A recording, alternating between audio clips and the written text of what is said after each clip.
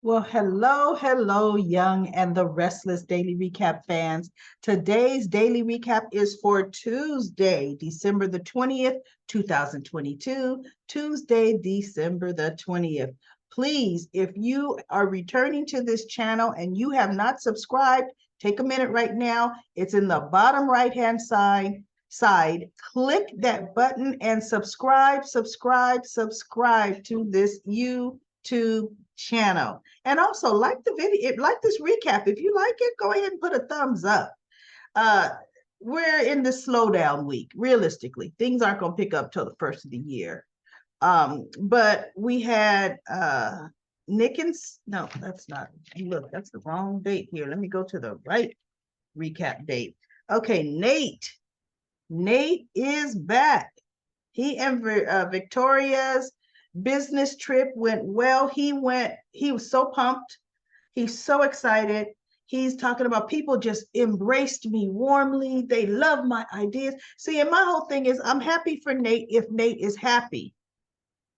But every sentence you make and you talk about how happy you are, you don't have to say, unlike Chancellor Winters, where they didn't appreciate, get over that. Okay. Everybody else is over that. Just talk about the present, the here, and the now. Because right now, Nate, you're in the honeymoon stage. So enjoy it. Enjoy it. Victoria will tell you no soon enough. And guess what? Nothing happened on that trip. I'm shocked. She did not make her move, but she's cozying up to him. Honestly, she is. And what else was interesting to me is Elena was so tired because she finished up some podcasts that she owed Chancellor Winters to finish her contract, and then she had to pull a double. So she was exhausted. And she asked Nate, could he finish telling her about his trip once she wakes up? Because she started yawning and as he was talking, and he's like, don't think I don't notice you yawning. And she goes, I am so sorry. And so he agreed, yeah, go on, take a nap. We'll talk later. So he goes to Crimson Light and runs into Audra. Now, Audra definitely is flirting with Nate. Now, here's the thing. I think they're having Audra take over from where Amani left off. Because remember, Audra and Amani never crossed paths at Chancellor Winters. So all the flirting that Amani did with Nate in the beginning, remember, she wanted to go clubbing with him. Oh, she didn't care he's in a relationship.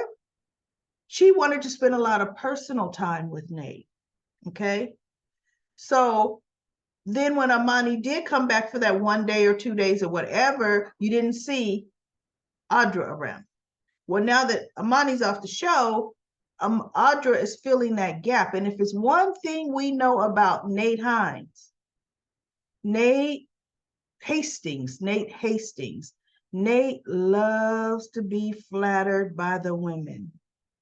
Nate loves to be told you have great ideas. That's because you're an innovator. You're a visionary. And he's like, yeah, that's me. Tell me more. Uh-huh. Because they didn't appreciate that at Chancellor Winters. Mm-hmm. Yeah, I'm appreciated. He even offered Audra a job to come and work for him at Newman Media. That's interesting. And she goes, you would offer me a job? He says, yeah, sure. You're smart, you're intelligent. Now that would be woo. And Elena is coming back to work with him. Oh, I could see tension, fire, everything else with that going on, right? Because I honestly don't believe that whole IPO is going to jump off. I think it's not, which means Audra will be out of a job. And Audra would, she said, I'm thinking I'm making genuine, so I'm going to stay here. I kind of like it. It's growing on me because you want to cause trouble, chick. You want to cause trouble. So that would be interesting. That would be some fire. And actually, Victoria wouldn't like it, and Elena wouldn't like it. So we'll see. You know, Audra's like a Sally Spectra. And she's like, because you made a bold move. And I appreciate it. Talking about with the whole subterfuge and trying to just insider trading. I appreciate a man who makes bold moves. And I'm like, are they giving her Imani's old lines? Right? Seriously. The stuff she's saying to him is what Imani would say. Same, they're like, okay, whatever you would have written for Imani, write for her. Right? So it'll work. And they will be talking more and more. They're going to be talking to each other more and more. So Elena shows up at the office. But when he walks in, he sees these heels up on his desk. And Elena was leaned back all sexy in his chair. And he goes, what have we here? I thought you were going to bed. She said, I took a triple shot of espresso and a shower. And here I am. I want to hear all about your trip. She's like, look, being tired, whatever. I want to hear all about your trip. Let's go to lunch. And he goes, oh, I'm sorry, I can't. I already had my lunch. I was going to do takeout from Society. And I ran into, Audra Charles, and we just ended up eating lunch together. So sorry, I can't. And it kind of shows Elena like, really? Audra, who works for Chancellor, went, So that kind of puzzled her. So Elena's smart. She will start to pick up on a lot of things. Had she been working for Chancellor Winters when Amani was working there flirting with Nate, she'd have saw it and she would have called him out on it and her too. So we're going to see, because she's going to see Victoria trying to edge her out. She will pick up on that, right? So then they had this minor chit chat between Tucker and Sharon. And actually, Sharon almost looked like she was not flirting with Tucker, but a little flirty, the way she's leaning around. I could tell the actress has definitely lost some weight. And she was just like, Tucker, you still the same old Tucker, And he was being, coy. And she goes, nah, you're out for something. You really are. And he's trying to tell her, you're too good for just running this coffee house. She goes, no, I've built a valuable business for the community. We do a lot here. I'm really proud of what I built up. And he goes, yeah, but you could do so much more working for me. She's like, whoa, no. Mm-mm. And so she goes, by the way, I got my degree in psychology. Let me analyze you a bit. She did. She started psychobabbling him about himself, and he was kind of amused at it, but okay, Sharon, So he pretty much leaves. We have Billy. He goes to Victoria's office and he says, I need to talk to you about something, to get your take on it. Chelsea bought a gift for Johnny. And Victoria's like, oh no, no. He goes, no, Vic, look, it's just it's she just bought a gift. It's not like the blanket. It's, as a matter of fact, she offered to give it to us, and we could give it to Johnny whenever we feel it's appropriate. And she's like, it is our job to protect him. It's this, it's that, blah, blah, blah. And so he goes, but you know what? She goes, it's up to us to decide. He said, actually, Vic, you know what? Why don't we let Johnny decide? We said we would go at his pace. Let's see how he feels about the gift. And she looked and she thought, okay. She didn't like it, but yeah, okay, it is his choice, right? So they go to Crimson Light, and they had, I guess, the sitter or whoever picks him up or whoever drives him around, bring him there. And he goes, oh, goodness, if this is about my rather extensive list, I just wanted to give you all a bunch of options. It's like, okay, Johnny. And so Billy kind of leads into it. And he says, Chelsea wants to give you a gift. She got you a gift. And she even said she could give it to us and we could give it to you. And Victoria says, but we want to get your feelings on the matter. How do you feel about Chelsea, getting you a gift, giving you a gift? And he goes, well, I mean, I don't know. I mean, I don't really, he didn't have any real feelings either way, and he goes, I think it's cool, I guess. And so he goes, now Chelsea can give it to you yourself. Connor could be there. And he goes, Connor's cool. Me and Connor, we're cool with each other. Yeah, okay, you know what? Because he said, I got Connor a gift. He got a gift for his brother, right? So he goes, you know what? Okay, cool. And so Victoria looked like, And so she's like, oh, he goes, Mom? And she goes, no, I'm fine with it. And he goes, oh no. And Billy says, well, what? And he goes, I don't have Johnny's gift with me because Billy said, I'll call them, see if they're upstairs. They could just come right on down. And he goes, I don't have Connor's gift with me. So he goes, well, let's even see if they're there. So Chelsea texted back saying that she wasn't upstairs. She was out running errands. He goes, well, see, she's not even here. So he says, we could do it later. And so Johnny says, oh, he goes, that'll give you a chance, Johnny, to get Connor's gift. And he says, and we could pick up a gift for Chelsea. And when he said that, Victoria's face went like, wait, what? And he goes, unless he goes, does she like perfume? Does she like jewelry? What does she even like? And Billy's like, I honestly don't know, but I think anything you get her, she'll like it, right? And he looked, and Johnny is noticing Victoria's reaction, and he goes, wait, of course, Mom. If you don't want me to give Chelsea a gift, then I won't give Chelsea a gift because I don't want you to feel bad. And then Victoria kind of realized, oh, shoot, I guess it's showing on my face, right? So she goes, no, Johnny, that is so thoughtful of you to think about my feelings. She said, but I don't have a problem if you pick up a gift for Chelsea. This is just what my main concern is, that you're okay with everything that's going on or that's going to go on. And he goes, no, it's cool. It should be fun. Okay. And so Billy is sitting back there like, good, this went well because, I got to make sure everything goes Chelsea's way. Yes, I do. But in reality, Christmas being Christmas, she's given, she would get a gift for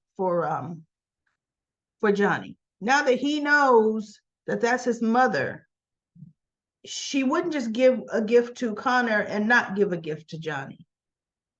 Because then Johnny would think, yeah, I know she says she's my mother, but she didn't even give me a Christmas. So, that could have backfired. A nice, simple gift, I for the time of year, I think was appropriate.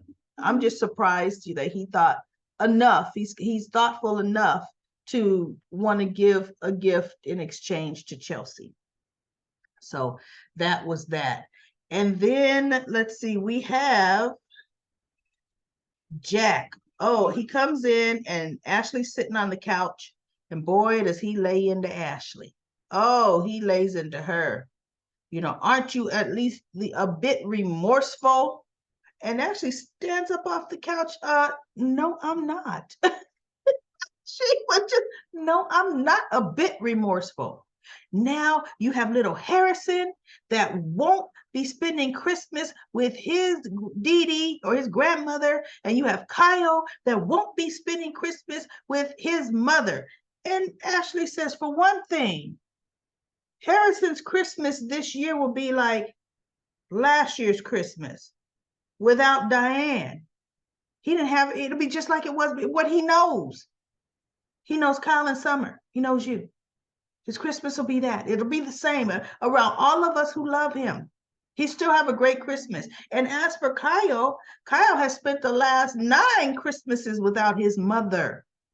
Okay? So Christmas will be just normal for him as well. She was just like, And she's like, by you just utterly, there's no reasoning in your mind where Diane is concerned. You are so wrapped up into her that it sickens me, Jack. Oh, she just let him, and he's trying to, and she goes, I have tried to do everything I could to protect this family against that woman.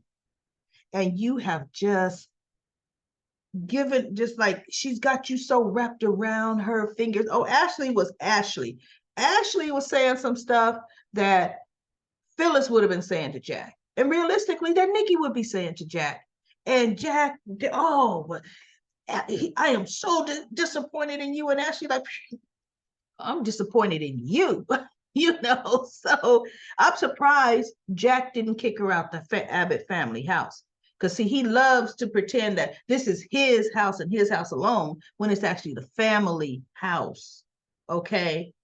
But he didn't. And then Summer was talking to Kyle at the office saying, look, let's figure out a way. No, I don't want you just going by yourself because Harrison and I need to be with you on Christmas too. So let's figure out a way to we'll take him with us. You know, we'll leave during his nap time, so he really won't know where we're going. And then we can spend Christmas Day with your mother. But then how would we keep Harrison from saying that he saw her? It'll be a big mess. And then they realize, yeah, it would be how could we figure? So they're trying to figure it out, but they could come up with no workable solution. None. So today, I think they'll probably talk a little more because Jack came in and they were saying, we really wanted to figure out how we can accomplish getting Harrison and Kyle to see Diane, how we can all spend Christmas together. And we're coming up with nothing. So I think today Jack's going to come up with some scenario. They're probably going to slip Diane in disguise. Why not? Just bring her there, right? Throw a blonde wig on the chick. Bring her to the house. I mean, come on now. She eluded everybody for years. Just put her in disguise, bring her there. Because if you take him to the cabin, a cabin is a different kind of house, a different kind of feel altogether, right? So just bring her to the house. She dropped in and then she left again, right? So anyway, we shall see what they're going to do with that. We're going to see how that's going to work. And then, of course, Audra shows up at Tucker's suite again, telling him how insufferable he is and this, that, and the other. And he starts kissing her and, they're getting ready, of course, to hit the sheets again. But I don't know about you. And I want to know, I don't know. Let me tell you about me. There's something I don't necessarily like. The chemistry between Audra and Tucker, it just doesn't look right to me. There's even the act, Trevor St. John, when he's trying to kiss her and he's trying to, there's something almost like there's a hesitation like that. No, with Ashley, you could see that blend, that chemistry. But with Audra, to me, even the acting looks forced on those scenes. They just do not work and they don't look good together to me. So that's my opinion. Tell me in comment corner how you all feel about that. So speaking of comment corner, Ron says she was like the mother in all the doctors and nurses. Oh, wait a minute. No. I'm on the wrong one. That was comments for General Hospital. Because I'm thinking, wait, what doctors and nurses? This is, well, look, this is Genoa City. You very rarely see the inside of a hospital, doctors and nurses, right? So, yeah, Monique says, the Sally relationship is truly based on sex, no passion. Sherry says, I think it would be fun if Chelsea, Chloe, and Sally ended up being best friends. Robin says, Chelsea and Adam were good together. They might get back together. They are good together when they're good, and they're toxic when they're bad, And Robin says, Kyle will mess up going to see Diane after he managed to get her out of town. She may have looked sad, but she has a reason for the situation and deal with it. And then Medora says, really, Nick and Sally don't have time to didn't have time to wash the sheets. I thought Sally was a strong, independent woman, but of course her life revolves around a man. She being single won't kill you, or Sally being single won't kill you.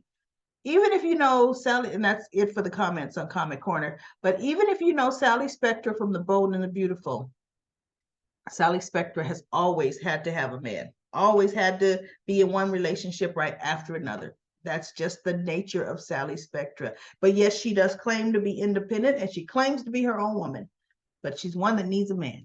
So anyway, everybody, that's it. The recaps will be short, probably for the next 2 weeks, because like I said, they're going to drag things out on for the first of the year. So I will be back tomorrow for the next daily recap of The Young and the Restless.